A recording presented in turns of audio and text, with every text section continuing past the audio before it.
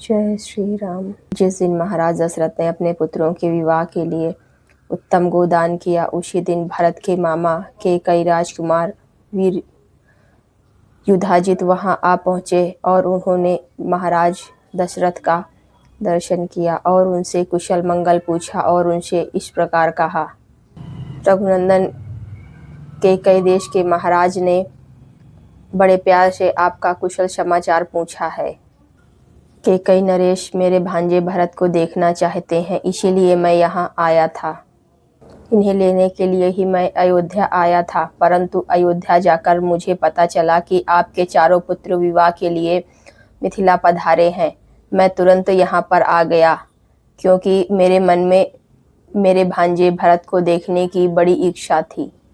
महाराज दशरथ ने अतिथि को उपस्थित देखकर उनकी बड़ी आवभगत की और उनका सेवा सत्कार किया और महाराज दशरथ अपने चारों पुत्रों के साथ रात्रि विश्राम करके महाराज दशरथ ऋषियों को आगे करके महाराज जनक की यज्ञशाला में जा पहुंचे।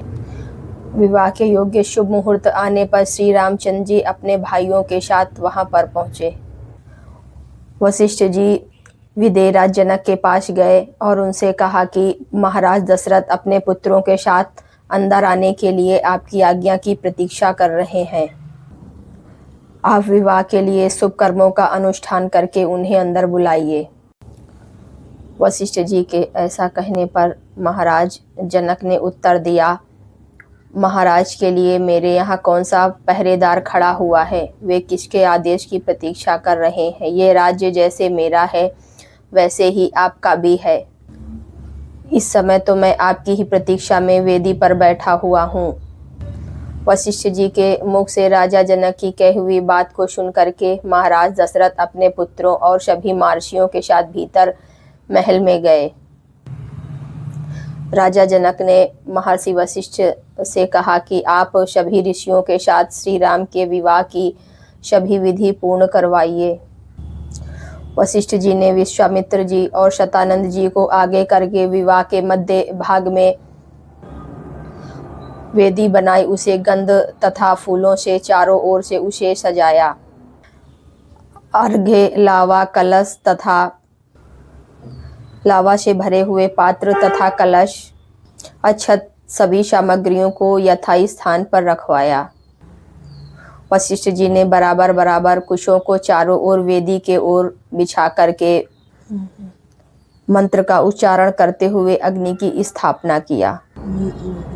मंत्र पाठ आदि का प्रज्वलित अग्नि में हवन किया।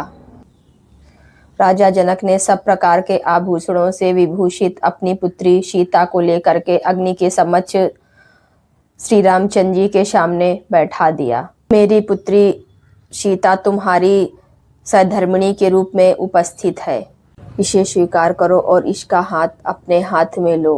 राजा जनक ने श्री रामचंद्र जी के हाथ में मंत्र से पवित्र हुआ संकल्प का जल छोड़ दिया।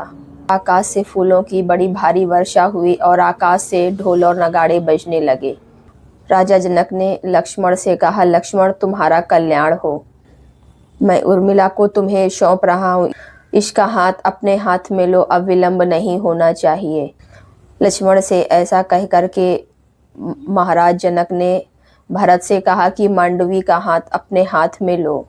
फिर धर्मात्मा राजा जनक ने शत्रुघ्न से कहा कि तुम शुद्धकीर्ति का हाथ अपने हाथ में लो और उसे पारिग्रहण करो। तुम चारों भाई शांत स्वभाव के हो, अब इस कार्य में बिल्कुल भी विलंब नहीं होना चाहिए। राजा जनक का यह वचन सुन करके उन चारों भाइयों ने उन चारों राजकुमारियों का हाथ अपने हाथ में लिया।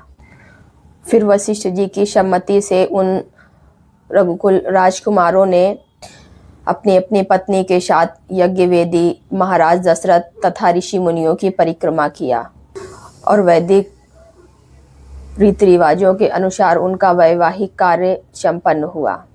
उस समय आकाश से फूलों की बड़ी भारी वर्षा हुई।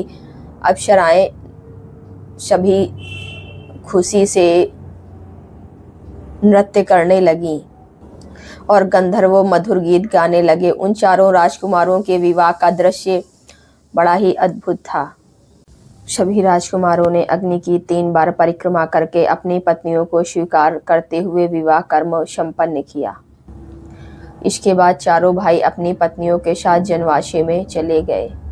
जब रात बीती और सवेरा हो गया, तब महामुनि विश्वामित्र महाराज दशरथ और महाराज जनक से आज्ञा लेकर के उत्तर पर्वत की ओर चले गए।